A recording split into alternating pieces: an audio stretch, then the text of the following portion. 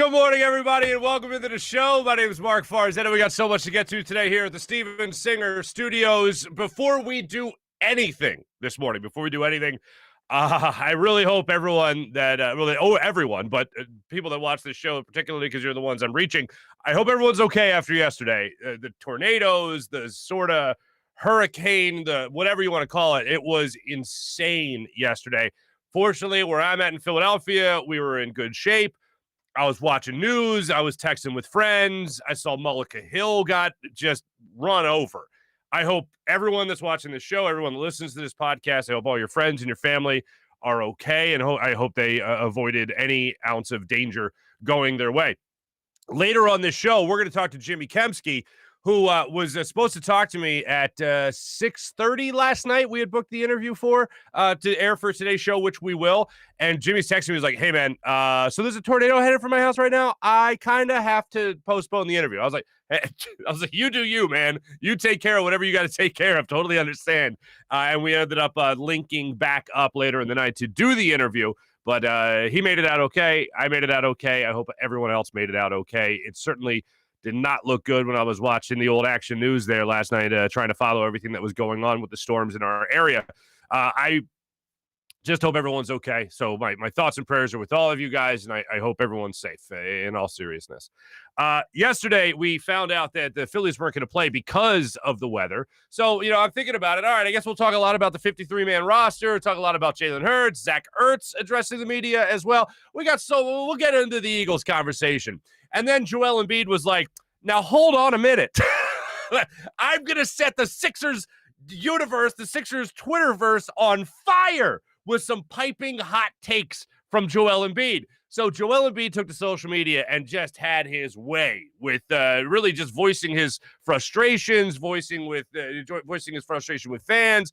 And I'll let you see everything so you can make your own assessment, make your own judgment on what you make of Joel Embiid's call. I know I spent a lot of time on Twitter yesterday going back and forth with some fans because I didn't like anything that Joel Embiid really had to say yesterday. There's a couple of things that he started out really well, and I went, yeah, okay, good for you. And then there were some things that he ended, and I went, nope, that's not it. That ain't it right there, fam. That ain't it. We'll get into that. We'll get into Ben Simmons and the trade conversation now that he wants out of Philadelphia with that report now second by the Philadelphia Inquirer with Key Pompey putting the story out, as we mentioned yesterday. So we'll get into that. Kendrick Perkins chimed in on the scenario as well with Ben Simmons and Joel Embiid. And now jealousy could be a factor in why Ben Simmons wants out of Philadelphia. So we'll get into that. We also do have Eagles conversation to get into with Jimmy Kempski. And the Phillies, despite not playing due to the rain, they're going to make up the game today at 1:05 in Washington. But despite not playing last night, the Philadelphia Phillies picked up a half game on the Atlanta Braves. Now 2 games out of first place in the NL East. The Braves lost last night to the Dodgers. If you were one of the people that was holding out hope till September and saying, oh, you know what, meaningful games in September, fine, I'm going to hold out hope until I see those meaningful games in September. Well, if you're that person, guess what? They're only 2 games out right now. If they win this afternoon, you'll see them get as close as a game and a half out of first place, and then we'll see where it goes from there.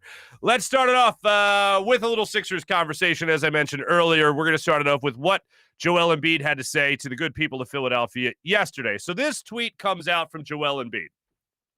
Now, keep in mind, some people already want to blame Philadelphia for Ben Simmons and Ben Simmons wanting to leave, which is just stupid because the only person that there is to blame for Ben Simmons wanting to leave Philadelphia is Ben Simmons. It's not the fans. It's not the organization who invested heavily in him. It's not a fan base that gave him a hell of a lot of leeway through his first 5 years in the NBA. Oh, no. It's Ben Simmons' problem here. So Joel Embiid takes the Twitter, and I'm going into reading this under that mindset. Joel Embiid puts it out there saying this: I haven't forgotten, but 2 years ago I got booed. People in Philly wanted me traded. I even shushed them. Only the real ones didn't. But I just put the work in that offseason to be better because I knew I wasn't playing up to my potential. Philly fans, y'all got to be better too. Y'all also have to be better.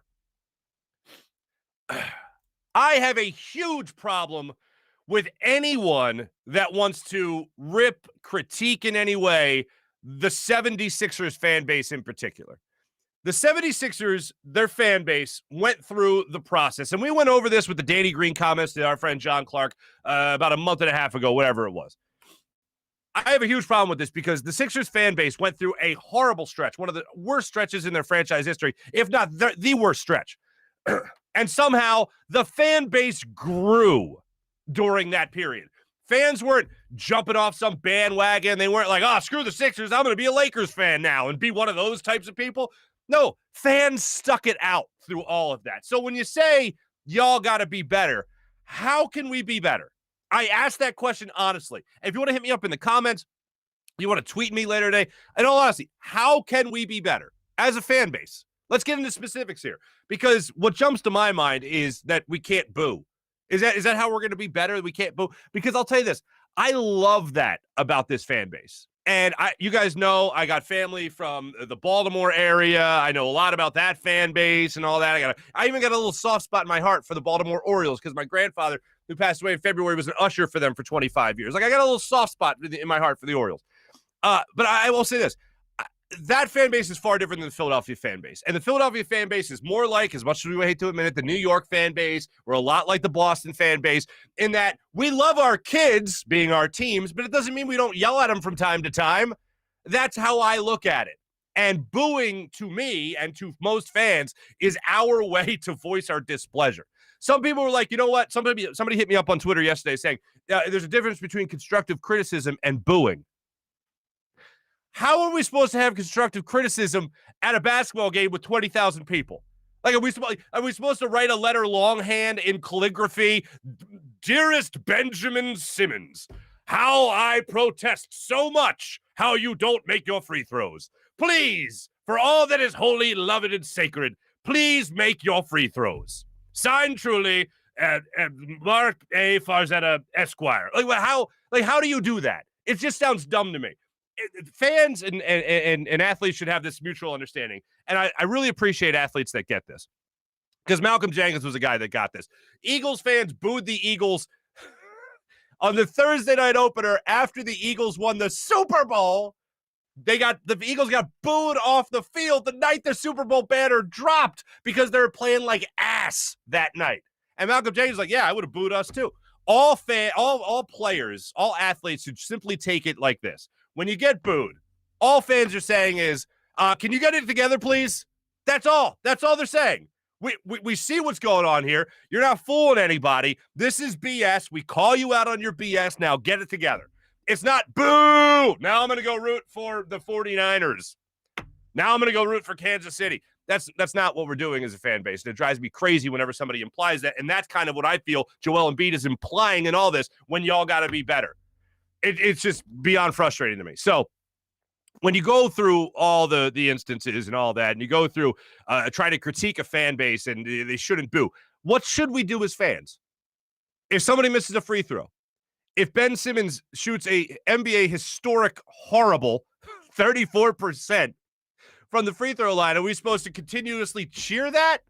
Because we have been supportive. There's been a very loud minority to just say Ben Simmons sucks. And if you're a Philadelphia 76ers fan and you have any other friends or family or whoever in any other market that's a fan of any other team, and they've come to you with, man, Simmons sucks, he won't even shoot. If you don't rebut that with, yeah, but do you see the defense that he's playing? Do you see how incredible he is at that, being the facilitator? Do you see how this team plays so much different when he's not with the team? Are you like the value there is incredible, which is why I still want him back. Well, I wanted him back before this latest story of him wanting out, because that just shows me he wants to quit and he doesn't want to improve here. But I wanted him back here. I wanted him to continue to grow next to Joel Embiid. I wanted all that to continue to get better and better and better. It just doesn't seem like Ben Simmons wants that anymore. So to go back to this tweet one more time from Joel Embiid, one of the other things that really bothers me is the only the real ones didn't. So if you booed or you wanted to trade, and for the record, let me get this out of the way. I never wanted to trade Joel Embiid. I thought the shush thing was hilarious when he did it, simply because there's some aspects, not that we should always be called upon to do this, because bottom line is, other than being fans, we're paying customers. If you're going to boo an athlete, or you're going to say you want him traded, or you're going to say that you want to be able to dish it out, right? You should be able to take it. And when Joel Embiid put the shush signal to the crowd because I think he was defending Al Horford at the time and telling the fans to shush. I thought it was funny. I felt like he was trolling us. We've trolled him from time to time. There's a little bit of a back and forth there. Fans certainly aren't infallible by any means. So if we want to dish it out as fans, we should be able to take a little bit in return. This is the rare occasion where I'll actually go, that was pretty funny to whoever athlete it was. In this case, it was Joel Embiid. But the issue I have in all that is the real ones. There's a couple of phrases that have come around recently. One is real ones. All right. That's what Joel Embiid is saying about Sixers fans. The other thing that's come about is keep that energy. I remember when I was talking to Jalen Mills a couple of years ago after they lost to the Tampa Bay Buccaneers. And I asked Jalen Mills, you had said on the Twitter that people need to keep that same energy. What exactly does that mean? Does that mean that when it's going good, still hate? Or does that mean love with the same energy that you were hating? Like, what exactly does that mean, keep that same energy exactly? The other one is real ones. So because I offer criticism, because I acknowledge that this team needs to be better, because I acknowledge Ben Simmons needs to be better, does that not make me a real one? It makes me pretty real. As I always say, and try to sum it up for people that don't understand the Philadelphia market, we're the city that passes the best friend test. We're the city that tells you, yeah, those pants make you look fat. We tell you what you need to hear, not always what you want to hear. And that's where I think Joel Embiid actually thrives, whereas Ben Simmons fails. And when Joe put this out, one more time here, when Joe put this out yesterday, I didn't mind most of the things that he said. The thing that really grind my gears was Philly fans, y'all also got to be better. I'd love to know the specifics of how we could be better, because it's hard to be better than your team is god-awful and you're still on the bandwagon. Your fan base is still growing through a 10-win season. And somehow we got to be, you got to be better. Oh, you got to be better. How do we be better? In all honesty, is my question. So then he comes out with this. For clarity, I love the criticism. I love when I'm told I can't do things. It makes me work harder to prove everyone wrong, but not everyone is built like that. That's what Joel Embiid tweeted out after that. Not everyone is built like that. You might as well just say, but Ben Simmons isn't built like that. And I responded to Joel Embiid's tweet yesterday. And I said, so hold on a second. You got booed, and he acknowledges that he got booed. He used it as motivation, and he came back better. That's exactly what we'd love to do for Ben Simmons. We want him to understand our criticism of him, and we want him to come back better. At least I did.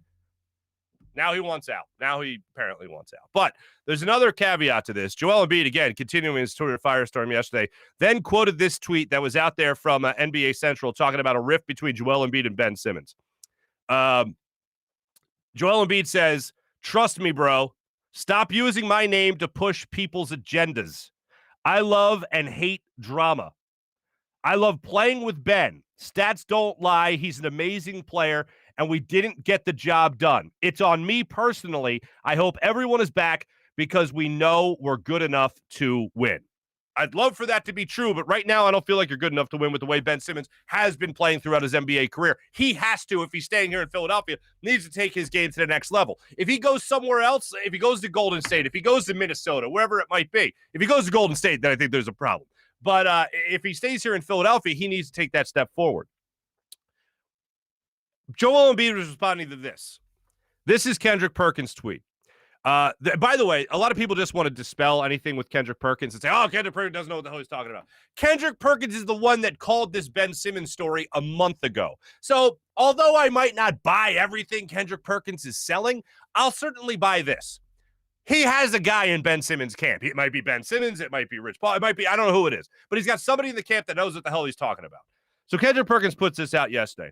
There's no repairing the relationship between Ben Simmons and the 76ers. They gave Embiid the estate this summer, and Ben feels like he's been a pro through trade rumors and a half-assed commitment from the team. The Simmons chapter of the process is done. Carry on. So let's unpack that one. Ben Simmons, no doubt, had to deal with the trade rumors with James Harden. I'll tell you right now, if I'm an NBA player and you're talking about trading me for James Harden, I'm going to think that I'm pretty good at basketball. If you're just saying, oh, we'll trade Ben Simmons for James Harden, I'm going to think that I'm pretty good if I'm Ben Simmons. If you think you can in return an MVP, a multi-scoring leader like James Harden, and you think you can trade me for him, that's pretty flattering, actually. It's not like they're just giving him away. It's not like they're trying to push him off for that crate of basketballs or whatever some fans wanted to trade Ben Simmons for. That's actually a compliment. But the jealousy comment that's coming from Kendrick Perkins here, saying that the Sixers gave Embiid the estate, you're damn right they gave Embiid the estate. They gave the estate to the guy that worked his ass off and improved. They gave the estate to the guy that worked his ass off, came back as an MVP candidate, in my opinion, the most valuable player in the NBA. Just a shame he didn't have perfect attendance like somebody else. So I look at this whole thing unfold, and it does just seem like a complete crap show. It seems like Ben Simmons is just as soft as we thought he was when it came to the outside influences. When it came to inside influences, too, with the 76ers, apparently he looks at it saying, oh, now I'm jealous because they gave Embiid the estate. And what do they do for me? What'd you do for them? Before you even expanded your game hasn't expanded, for the record. Before that, just trusting that you would expand your game and you would improve, they said, you know what, the hell with it, $170 million rookie max deal. We got faith in you, Ben. And that's not given the estate. That's not that apparently, according to Kendrick Perkins, is a half-assed commitment from the team. Quite the opposite, Ben Simmons and company. Look, I really do hate the idea that fans have something to do with this in terms of why Ben wouldn't want to come back. All the writing's on the wall. It's not about the fans. The real writing that's on the wall here tells you that it's about Ben Simmons' ego is what it comes down to. And it's not even ego because of the fans' influence or anything like that. With Ben Simmons, it comes down to the team. And it comes down to Doc Rivers benching him in the playoffs. All of it is justified. So you can either do what Joel Embiid did, which was take on criticism from the fans, from the team, whoever it might have been, self-imposed criticism, and use it as motivation to go out there and get better like Joel Embiid did, or you could be like Ben Simmons and run from it and say, nah, I'm out. This isn't for me. This ain't it. And then this was the other thing. And I don't fault athletes for spending their money. And I don't think that Ben Simmons is just lazy. I think the guy has worked hard. I think other people outwork him. That doesn't mean that he's not, working. He's working harder than I am as far as physical activity goes. But yesterday he's out there and he's like, while all this is going on the Twitterverse and social media, Ben Simmons is out there posting pictures of him riding around in lavish cars in a lap of luxury and all that. So hey, here and there, you got the money, so good for him. But it's over here in Philadelphia. It's over for a number of reasons. One, because there's not just a rift between him and Joel Embiid. And I don't even believe that it's a rift necessarily between Ben and Joe. Those two can be buddies, and Ben or another employee, let's put it, can still be mad at the company. Like, for instance, if you and a friend go for the same job and your friend gets it and you don't, you're not going to be mad at your friend. You're mad at the company, right? In some cases, that's the way you can look at it. And this is one of those scenarios where Joel Embiid and Ben Simmons, I'm sure, are fine. But when it comes to Ben Simmons looking at how the Sixers treat employee number one, which is rightfully so Joel Embiid, Ben, according to Kendrick Perkins, getting a little jealous over that. It's unfortunate. I wanted to see all this come to fruition between these players. And I have such a great deal of respect for Ben Simmons' game right now. I was defending him up until that, really, game 4 against the Hawks? And really, it's indefensible to talk about a guy passing up on the dunk he passed up on in that situation with 3:29 to go against the Hawks in Game 7. So good riddance to this whole situation. I mean, Kendrick Perkins wants to use that phrase. I think good riddance. It's kind of the same thing here with, he says carry on. He wants to use that same thing. I'm going to be glad the BS is over. I had a friend of mine reach out to me yesterday just saying they were done with the Sixers. And I don't blame him because there's a lot of drama that surrounds this team. It's now up to Daryl Morey to make sure that he cashes in Ben Simmons for as many chips as humanly possible.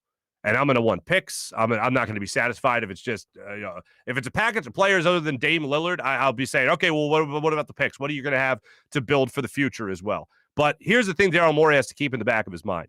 As we've talked about all offseason, Joel Embiid is the number one priority of the Sixers team. Not wasting the prime years of Joel Embiid. So picks are going to be great. That'll be nice. But building around Joel Embiid with people that can win now, that can help win now, I think is going to be the number one priority of Daryl Morey. So, yes, Ben Simmons puts the Sixers in a little bit of a tight spot when it comes to wanting to trade him because he comes out and says that he wants out. And that obviously hampers the Sixers and what they could get back in return, as we talked about at length yesterday. It's up to Daryl Morey to make sure that this is not wasted. I know that we've highlighted many times about the process, and we could go through Markel Fultz and Ben Simmons and Joel Embiid, and Joel Embiid's really the only one to reach his full potential here in Philadelphia after the years of dreck that we witnessed. But then you can also hit the reset button on that and cash in all those chips for someone like Dame Lillard to come here to Philadelphia. That'll make it worth it all over again. Absolutely. Sixers, as I pointed out many times, have still not gotten past the point that they were at before the process started. That's factual. That's not even an opinion. That's second round of the playoffs. You haven't made it out of the second round of the playoffs. A year before the process started, the Sixers lost to the Celtics in Game 7 of the Eastern Conference semifinals. They still haven't been able to get past Game 7 of the Eastern Conference semifinals. So let's make it worth it, Daryl Morey.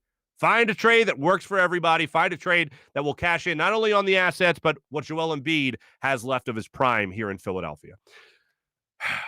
It really pisses me off when people... So anyway, I had this dream last night. And I had a dream that I was fighting superheroes. And I was winning. And it was really awesome because I, too, had superpowers. Not like Superman. Like Superman, I was fighting Superman. I was fighting Batman. Who else was I fighting? There was somebody else. It was one of the others. Spider-Man. Probably because of the ads I've been seeing for the Spider-Man movie. And I was having this great dream. It was one of those situations where I just laid down. I actually went to bed before 10 o'clock, which was amazing. And I had this, was in the middle of this great dream, and I was winning this fight. And then I woke up and realized I'd only been asleep for like 10 minutes. I hate that. Maybe that's why I'm in a mood today. No, it's definitely not. It's definitely because Sixers Twitter. But I love those dreams where you realize you're kind of dreaming and you're like, this is awesome. I'm winning the fight. And then you wake up, you're like, oh, damn it. The best are when you're flying. If you have a dream that you're flying, oh, man. And then you realize you're dreaming and then you can fly around wherever the hell you want. Oh, that's amazing. Anyway, that's my aside. That's my little lighthearted anecdote before I jump into the Eagles here. Gardner Minshew, ladies and gentlemen, is the new quarterback for the Philadelphia Eagles. Third-string quarterback Nick Sirianni acknowledged that. Gardner Minshew still said yesterday when he was introduced to the media here in Philadelphia, that's something he has to learn. He's got to learn the playbook and all that. But Nick Sirianni has come out as a very competitive guy, an ultra-competitive guy. And apparently it goes well beyond rock, paper, scissors. Apparently it goes beyond that. It goes down to playing horse with certain athletes. So during a draft visit to, I think it was Indianapolis, Gardner Minshew, it was Indy. Gardner Minshew, it goes out with Nick Sirianni, the offensive coordinator of the Colts, and they play a game of horse. And let's break down what they got between. I think this is the clip right here. Let's break down how that horse competition went between Nick Sirianni and Gardner Minshew while Minshew was just coming out of Washington State. Man, I've just heard, I don't know. Not much. I think the most we've talked about anything was actually when he's at Indianapolis. I took a draft visit, and we were playing horse, and it was getting pretty competitive, and I had a button-up on, and I had to take that off because the game was getting a little too competitive, and I think that really stood out. So I think that might have actually played a role into why I'm here. Can you tell us who won that game of horse? Dang. Yeah, he did. But, I was up, and then we started talking ball. He's kind of distracted me. I took my shirt off, and it didn't help, and he just continued to beat me. So, but that's why I'm back. I'm back for revenge.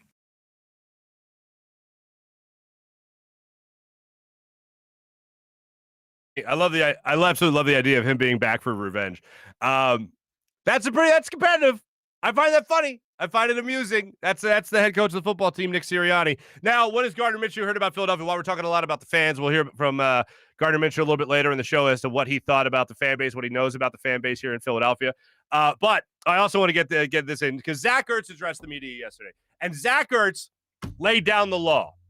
Allie Waddington, I believe her name is, a great young lady, works on the PR staff of the Eagles. I was actually her basketball referee when she was a young youth. But she's introducing Zach Ertz, and she says, thanks, Zach. Zach, thanks for the time. We're going to open up the questions in a second. Zach, thank you. And Zach just comes right out of the gate. Zach Ertz does not say, all right, what do you guys got? He doesn't just sit there and wait for the questions. Zach Ertz has an opening statement, and I love the opening statement. Here is Zach Ertz talking to the media yesterday, because the last we left Zach Ertz was he was out of here. He had a very emotional end-of-the-year press conference last year, breaking down, crying, extremely emotional about leaving Philadelphia, felt disrespected by the front office, and a lot has been said. A lot of speculation has been out there. There's been a lot of rumors, trade rumors, possibly cutting Zach Ertz and all that. I certainly didn't think he was going to be back here, but here he is with his opening statement to the fans of Philadelphia and the media as well. There's been a lot that has gone on this offseason, and ultimately I'm here to just kind of put it in the past. I'm not here to make this about me. Ultimately, I'm excited to be here. I told someone the other day, I told Julie the other day, I told my pastor in Cherry Hill that this is the most fun I've had coming to work in a long time, these past 4 weeks. Being with this new coaching staff, being with this young team, some of the vets like myself, Kels, Lane, B. It's been a lot of fun coming to work each and every day. It's been freeing to kind of just focus on football. You know, last year I was hurt. I had an ankle injury that was freaking debilitating at times, had surgery in the off season, and practicing at the end of the year just wasn't fun because it was a grind each and every day. And now I feel great. The ankle feels great. And so just to come out here with the new coaching staff has been so much fun. Coming to compete every day, which has been a blast, which I love to do. Never shy away from that. And ultimately, like I've said all along, this is the place I want to be. This is the place I want to retire.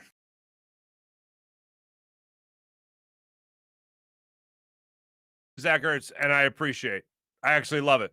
I found what he had to say yesterday during his opening statement, during his entire 15-minute press conference, give or take. I thought it was great. It's exactly how you want somebody to come back from that. He talked about forgiveness. He talked about how he's not bigger than the team. He talked about how much he loves Philadelphia. He loves Jalen Hurts. Working out with him in the offseason was great. Talking about coming back from the injury. Talking about mending fences with the Philadelphia Eagles front office. If this was going to be as bad as it was over the summer and over the entire offseason, there was no better way for this to bounce back and actually look like it's good. Now, still got to produce on the field. He's got to stay healthy. Him and Dallas Goedert got to be healthy together and play great and all that. But just for how he's come back, this is exactly the way you would want exactly the way you'd want fences to be mended after an offseason kerfluffle, if you will, with the front office. So welcome back, Zach Ertz, officially. And I wish him nothing but success this year because he's playing well. The Eagles are playing well. And I wouldn't be shocked. One of the funny things I saw on social media yesterday was anyone that drafted Dallas Goedert is hating this press conference right now with Zach Ertz. And I forget, it might have been somebody in our chat that actually mentioned that to me on Twitter.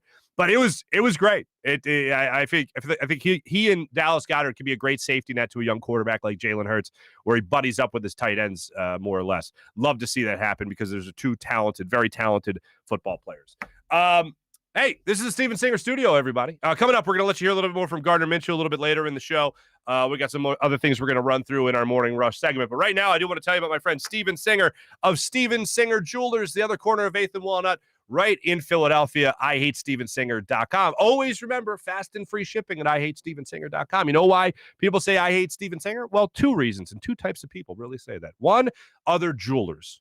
They say I hate Steven Singer. You know why? Because everything's set at the perfect price. You don't have to take advantage of some discount, some promo code, some coupon, whatever, some sale. No, every day is the sale because every day everything's set at the perfect price at Steven Singer Jewelers. So when you walk in, you don't have to feel like you have to negotiate. You don't feel like you got to haggle by any means. You walk in, you know you're going to get taken care of by a real jewelry expert at Steven Singer Jewelers.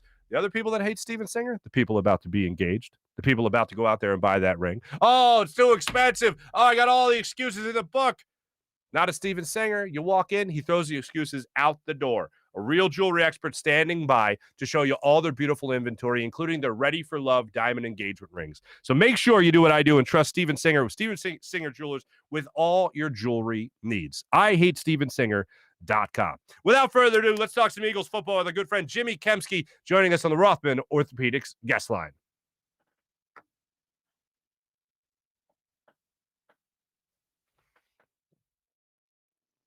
And joining us on the Rothman Orthopaedics guest line from PhillyVoice.com. You can also catch him doing podcasts, of course, with Bleeding Green Nation once a week with our friend Brandon Lee Gouton. Jimmy Kempski joins the show. What's up, Jimmy? What's up, Mark? How are you?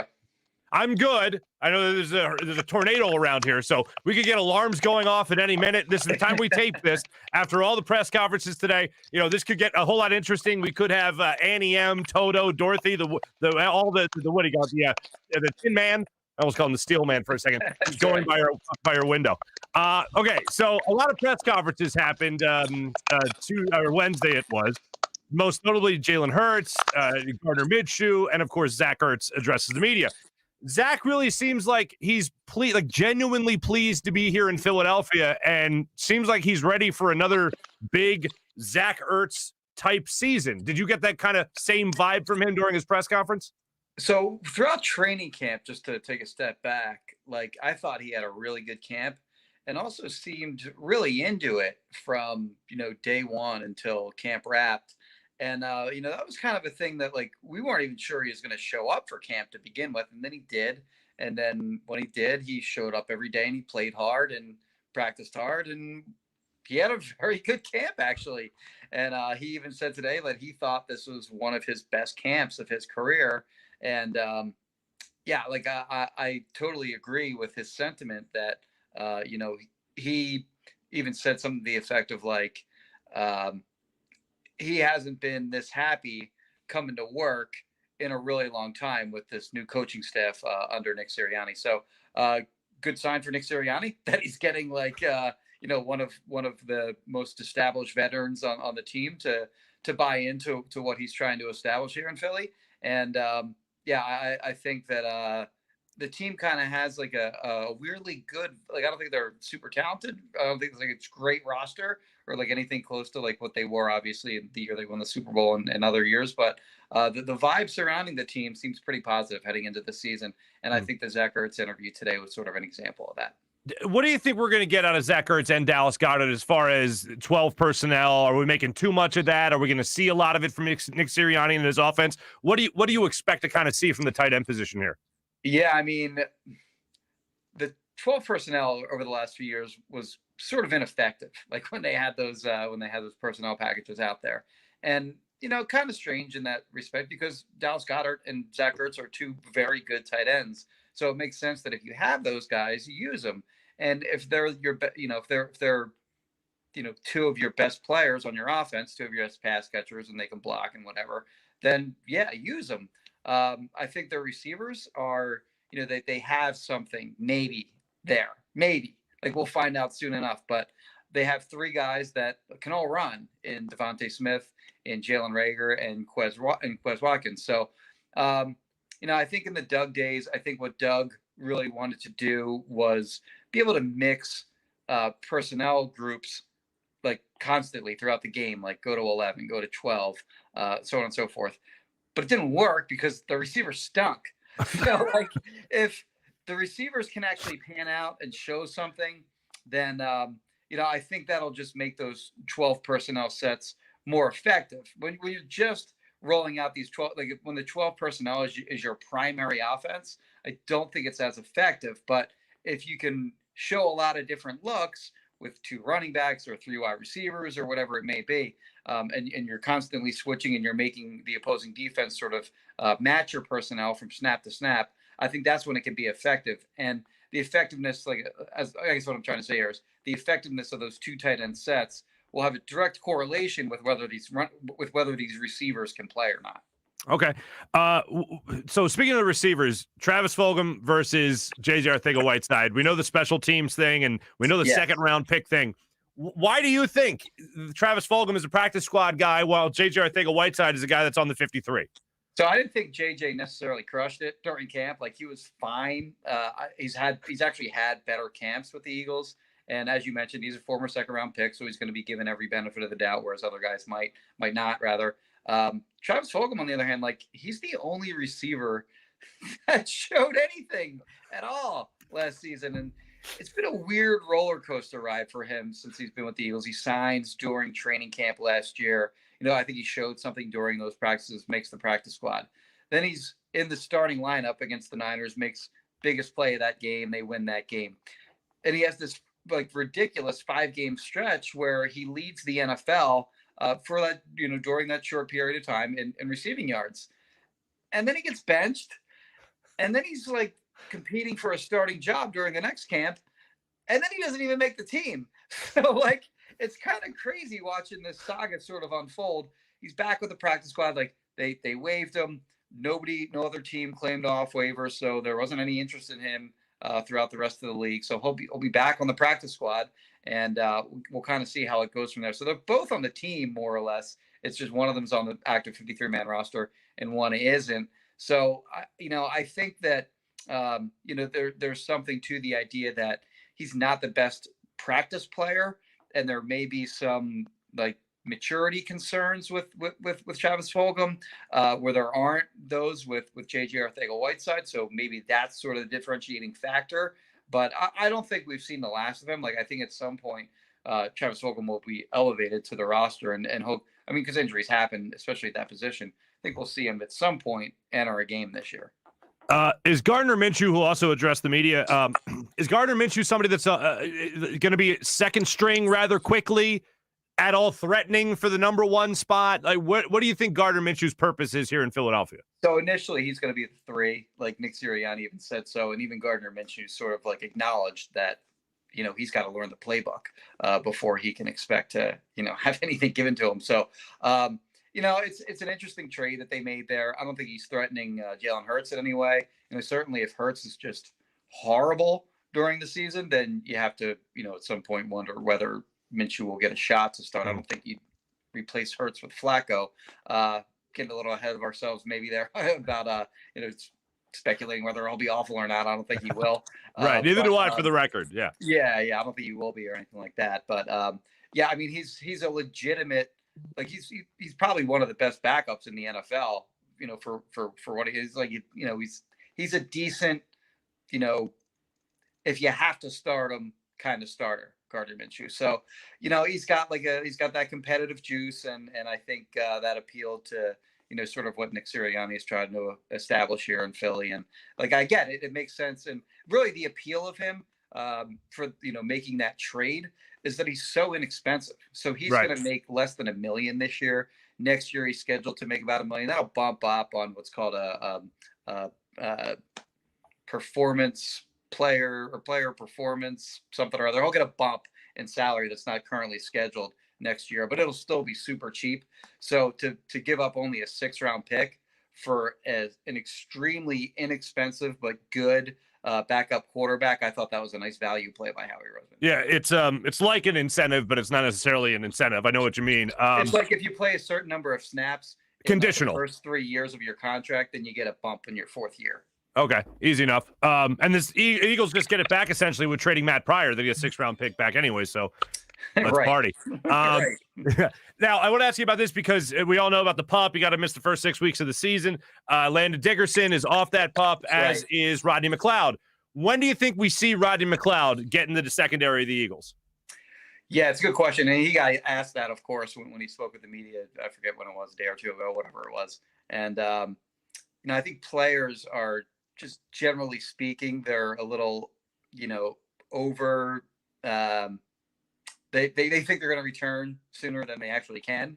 And he basically said he didn't say that he'd be back in time for week 1. He didn't say he wouldn't, but he didn't say that he would. So gotcha. I think we can probably guess that he won't be back by week 1.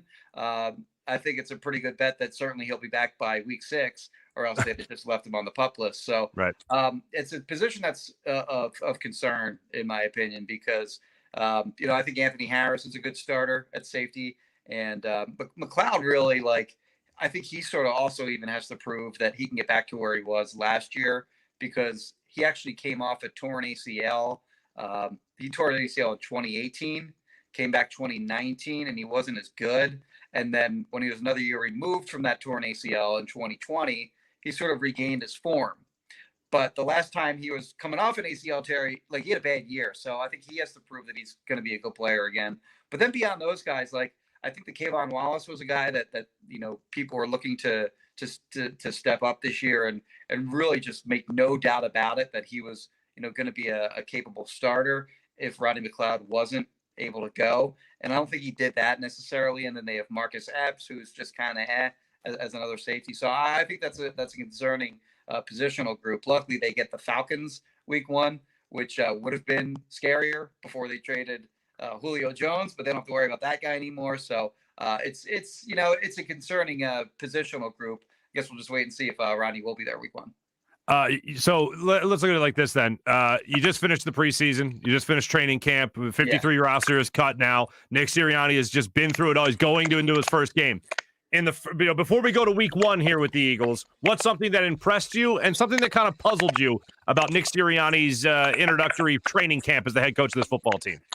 So this goes back to like a point that I was sort of making before, like his biggest thing, like the thing that he was really known for ever since he got hired here in Philadelphia was, competitiveness.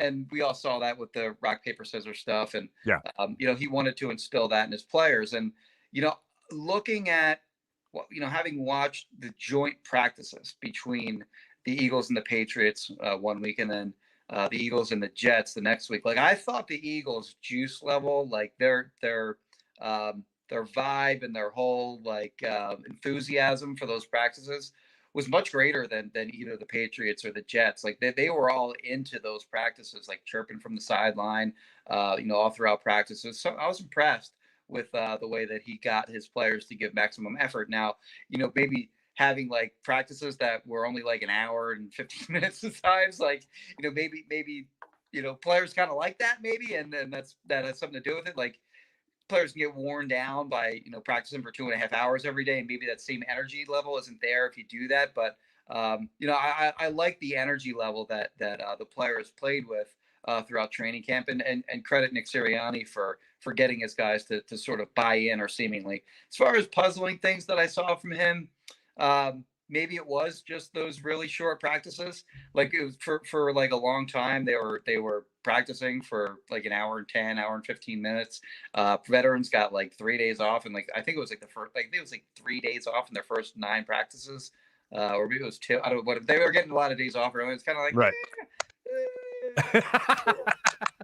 I haven't seen that before, but ultimately, I think they were smart in their primary focus coming out of training camp was, let's make sure we have everyone ready to play for week 1.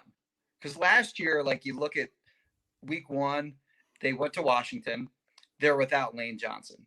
They're without Miles Sanders. They're without Derek Barnett. They're without Andre Dillard. They're without, I don't know, a whole slew of guys. I mean, they're just missing all kinds of guys.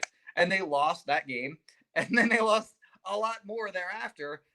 Big part of the reason of their lack of success last year, or really just that's putting it kindly, is that they were a very injured team, and they're heading into week 1 this year pretty much fully healthy. So I can't knock what they did in that regard. Now, I'm being sensitive to this because we're all getting used to the new math with 17 games to play. So I'm just asking for win total. What are you expecting from the Eagles this year? If you have to say right now, even going into official week 1, what do you think they have this season? So I've been pretty steady with saying 6-11 for a while, but hey man, I'm bumping them up. Oh! I'm bumping them up to 7-10, baby. There we go. There we go. All right. Now, last thing for you here. Jimmy, Gardner Minshew said that when he played Nick Sirianni in a game of horse, things got really competitive. He had to take his shirt off. When you won the media kicking champion of the world for the Philadelphia Eagles media, were you shirtless? I should have been, now that you mention it, but I was not. And it's a missed opportunity that I wake up every morning in cold sweats and go, that was it. That was my time to shine, and I didn't do it. As a writer, if I could have just been shirtless that one time. Damn it. Cody Parkey would have been so impressed with me. That's a damn name. Well, Jimmy, I'm glad that we survived the tornado during this interview. Thank you so much for joining me. I really appreciate it. Jimmy Kempski, check out all his stuff, of course, at phillyvoice.com, as well as many podcasts with Bleeding Green Nation. Jimmy, you're the man. Thanks so much. All right, Mark. Appreciate it. See you, buddy. My thanks to Jimmy Kempski for joining us on the Rothman Orthopaedics guest line. I just love the chat. I love following the chat while the interview's going on. Let's see what you guys are saying. You guys are great. And coming up, In this edition of the social media check-in brought to you by Steak and Main at steakandmain.com. Give you a little behind-the-scenes tour, ladies and gentlemen. I noticed some of you we're talking about the lighting on the program. We've made some adjustments.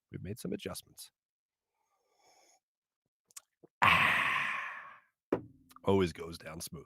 Hey, remember the old you? Remember the one that didn't have a finicky knee, a fickle hip? How about that? Maybe a shoulder that it's not doing what a shoulder should do? Well, here's what you need to do. Call my friends at Rothman Orthopaedics. Go online to RothmanOrtho.com. That's RothmanOrtho.com, because Rothman Orthopaedics and the Rothman approach, with their approach to orthopedics, they're here to get you back to being you, back to running, walking, working, and back to playing, back to living your life the way you want. With same-day appointments available, you could start today at RothmanOrtho.com. That's RothmanOrtho.com. Rothman Orthopaedics, the official orthopedic partner of your Phillies, Eagles, and 76ers. How about Steak and Main and steakandmain.com? You're looking for a fine meal over the weekend, right? Maybe you're going to Ocean City, Maryland. Well, if you're going through the Maryland area, if you're in the Maryland area, I got to tell you right now, check out Northeast Maryland for Steak and Main and steakandmain.com for more info. Whether you dine in their more upscale steakhouse or casual bar and patio, you'll enjoy the highest quality of prime meats, fresh seafood, and world-class oyster bar, as well as freshly, deliciously prepared sushi.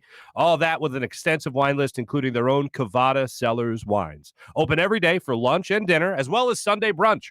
Steak and Main in the heart of Northeast Maryland, voted #1 place for steaks in America by the Travel Channel and the Cooking Channel. Check it out for yourself. Go to steakandmain.com for more information. What do I always recommend? Tomahawk steak, 2-pound tomahawk steak of deliciousness, Pinot Noir from Cavada Cellars wines. So make sure you do that. A lot's unfolding in the Philadelphia sports scene, so make sure you're following it all with PHL Sports Nation. Philadelphia Sports Nation, enhancing your Philadelphia sports fan experience. All right, I'll start at the bottom here. This is your social media check-in brought to you by Steak and Main and steakandmain.com. Check this out, ladies and gentlemen. Ready? Got these remotes in. Okay, let's see if I work this out right. Hold on. Let's see if you can get this here in the... Did I do it right? Little dimmer. Ooh, look at that. Huh? Did I do it right? There we go. Yeah, that's lighting for you. That's lighting. It's a little brighter. What's happening? Let's start it off here with Brad. Hi, Brad. Good morning. Good morning, Brad. Dan Schwartz. Hopefully Ben Simmons didn't get washed away in the flood. Oh, too soon. April, good morning to you as well. Hope you made it through all good last night. Hope everything was okay down there, too. Jeez, April, hope you're all right. Dan saying good morning. Dak is checking in. What's up, Dak NJ? Ben Baller is at his house in Cali with 2 pools. Are there 2 pools at his casa? I noticed there's like one long pool and then maybe an adjoining hot tub. I don't know. I still don't see a basketball hoop whenever I see pictures of the place posted online. Anyway, Mally's in. What's up, Mally? What's happening inside the birds? What's going on there, fellas? Dan Schwartz checking in again. Climate change infused hurricanes and fun. Woohoo. I can't stand Ben Simmons. That's the most action-packed sentence in the history of the chat right there, Dan. Thank you. Dan, I have a tendency to think that your mind operates similar to mine in that it's like a Family Guy episode. There's just a lot of cutaways. There's a lot of cutaways. You're on one track and then boom, you're on another. And that's kind of how my mind works as well. Mally's saying the keywords I saw from Joel Embiid's tweet. I'll show that up here one more time because Mally, it's worth pointing out one more time. I wasn't playing to my potential. I worked hard. Worked hard in the offseason. I just put in the work in that offseason to be better because I knew I wasn't playing to my potential. That's what Mally saw in the Joel Embiid tweet, and you're exactly right. So a guy wasn't playing well by his own standard, and it was acknowledged by the fan base, and he decided to respond positively to it. Go figure. Matt's up. What's up, Matt? How you doing? Blame Sealski for making Ben the diva he is. Brad's enjoying the conversation. Julian, what's up? Thomas, how you doing? Batters about. Hopped on to watch you cry again. Crying face, laughing emoji. See, here's the thing. When you critique an athlete, you're not crying. You're voicing displeasure. And I love how people, like, I really find it really has stuck with me. When Nick Sirianni said a couple of weeks ago, a wise man avoids all extremes, I feel like that's all social media is. It's just extreme after extreme. Like, people were hitting me up yesterday after I tweeted what I tweeted back at Joel Embiid, saying, so you got booed, basically, and you used it as motivation, and you came back better. As a paraphrase what I tweeted, because I don't have it in front of me. And people are like, oh, so if without fans, he doesn't get better? Yeah, that's what I'm saying. I'm saying we're the only reason. I'm saying that back and forth is the only reason a guy who started playing basketball about 20 minutes ago has excelled to the level that he's at now. Yeah, it's all because of us, people. Let's avoid the extremes. Ben wants to leave because he's intimidated by PJ. That's producer Jim for the new people to the chat. Totally understandable. Yeah, you know what? Buzz Sports Entertainment gave the estate to producer Jim, and I'm just beside myself. What can I say? Batters about Embiid, Mr. 68% of games a season, man. So wait a minute. Batters, are you now crying? Because hold on. Huh? I'm confused. Batters, whatever. Welcome to the chat, whatever. Assumptions. I don't know who's assuming anything. He was on Marc's show, Mally, and they went to the Outer Banks together? Huh? Batters is back saying, if your boss throws you under the bus, though, I mean, respond? I mean, what is Doc Rivers?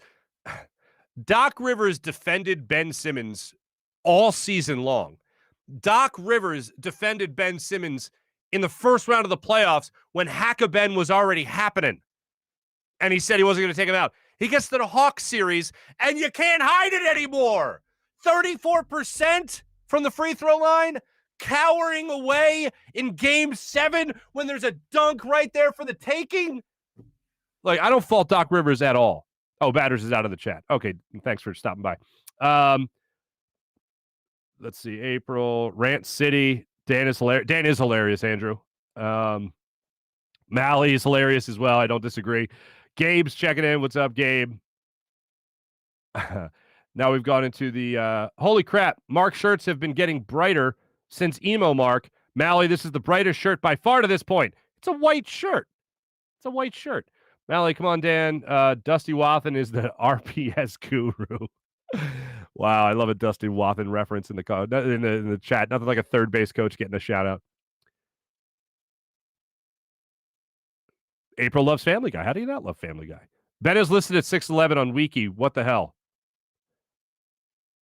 See that, guys? Marc said, we have one mind. I told you I had telepathy. You guys are the best. Dan, for every critique of Ben Simmons, that's one less shot he will take going forward. So we have to make sure we don't keep on going with that. Thanks everyone that checked in. April saying, the starting baseline was pretty low to begin with. You're not wrong, April. You're not wrong.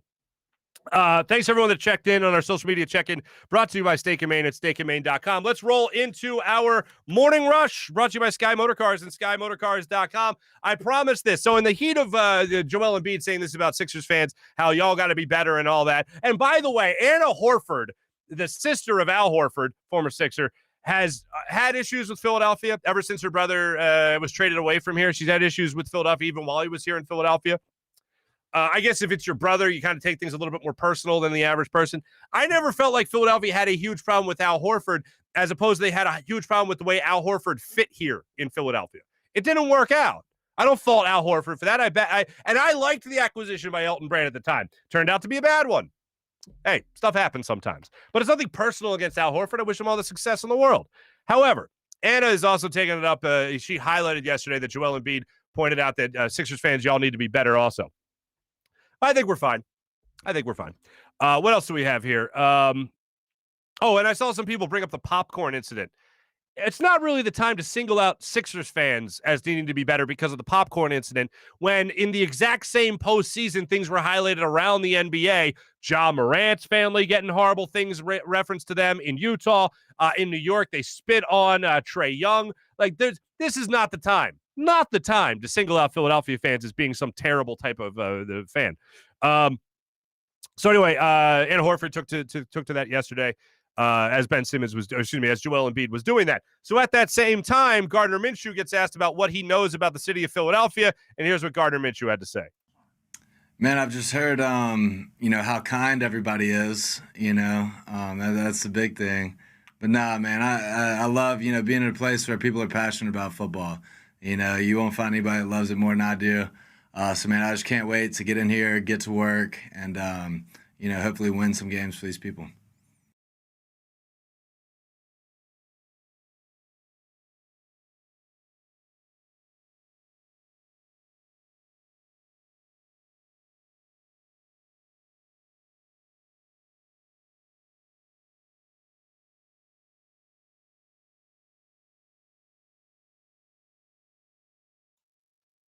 Are we on now? Are we back? God, come on. I think everybody in Philadelphia, I think everyone in the world needs a Philadelphia friend. That's what I was saying. Everybody in the world needs a Philadelphia friend. One that's just 100% honest all the time. Simple as that. That's what we need. Just seeing if you guys are paying attention. Sounds back. Thank you so much. What else do we have? This is interesting. So Bob Boone, the vice president of the Washington Nationals, has resigned from his post.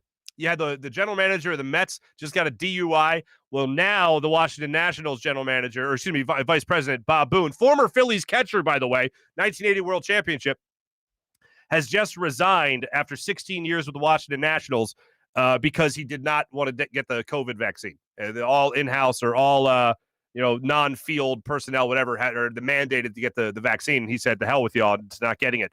Rockies and Braves start their series tonight. I believe it's a 4-game set in Colorado. 8:40 is the start time. Braves have lost 6 of 8. Ozzie Albies might be ready to play tonight. I was still waiting on a definite word. He got hurt recently, 2 days ago. I forgot to mention it yesterday, but he got hurt recently. It was a leg injury. He might be back tonight. This is Acuna already on the injured list. He's done for the year. Ozzie Albies, though, we'll continue to monitor that, see how he does, as the Braves might be getting worse as the season goes on. Like I said, they've lost 6 of 8, just lost one of their best players, potentially. We'll find out more about that as the week goes on. Phillies, 1:05 start time today against the Washington Nationals as they wrap up their series. We'll continue to see how all that plays out. And look, right now, it's September 2nd. They're playing those meaningful games, as we've mentioned many, many times over. Folks, a lot of fun with you guys today, as per usual. I know that it's a heated conversation when we're talking about the Sixers, but I ask you this, and if you watch the show later when it's on demand on YouTube or you listen to the podcast, in all honesty, I'm asking this question with zero snark.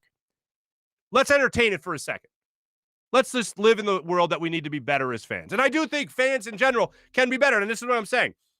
The popcorn thing, the spitting on athletes thing, the horrible things you could say to an athlete. Yes, you ultimately need to be better as far as that goes. People that do that put themselves that low of human being, yeah, you need to improve.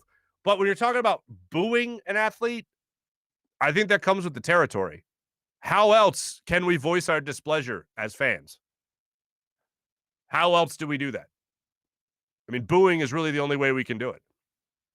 I don't know what's to be expected of fans. And here's the other thing. They offer the critique of be better. Like when we say be better to Ben Simmons, we go improve on 34% foul shooting. Improve on a mid-range game. There's specifics there. When you just tell us to be better, how can we be better? Don't just acknowledge the problem. Highlight a solution. Offer a solution. What's the solution then?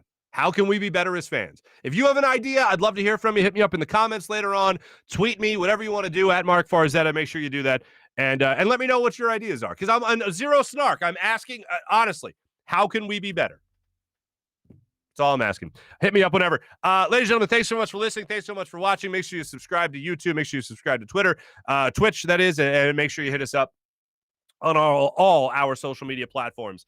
Jim Hyden produced the program. PJ did a wonderful job in doing so. This is a Buzz Sports and Entertainment production.